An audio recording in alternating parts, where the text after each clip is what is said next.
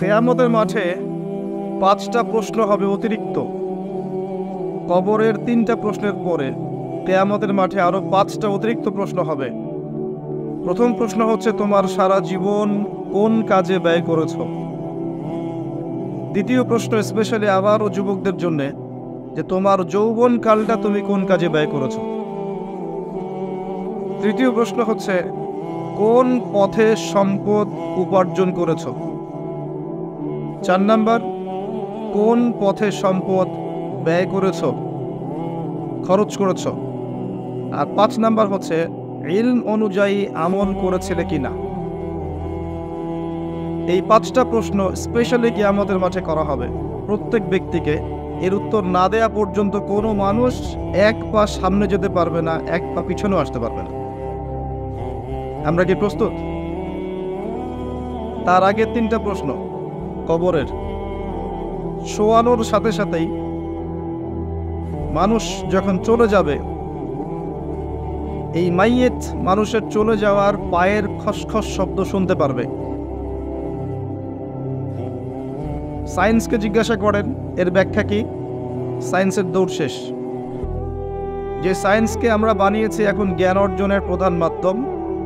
কোনো কিছু সায়েন্স যদি বলে সত্য, আমরা বলি হ্যাঁ সত্য, যদি বলে মিথ্যা, আমরা বলি মিথ্যা। ওকে জিজ্ঞাসা করেন যে কবরের আযাব কাকে বলে? সায়েন্সের দৌড় শেষ। জিজ্ঞাসা করেন রূহ কাকে বলে, আত্মা কাকে বলে? ওর দৌড় শেষ। ঘুম এবং স্বপ্নের সংজ্ঞা দাও, দৌড় শেষ। পরকালের জীবন সম্পর্কে প্রশ্ন করলে তো ওর প্যান্ট নষ্ট হয়ে যাবে।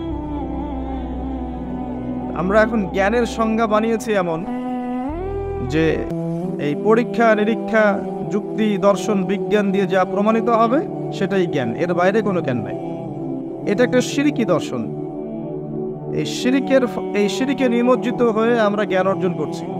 এ কারণেই দেখা যায় চাক্ষুষ যা দেখি না সেগুলোকে আর বিশ্বাস করতে মন চায় না। আমাদের মাথাটাকে ওয়াশ করে দিয়েছে পশ্চিমারা।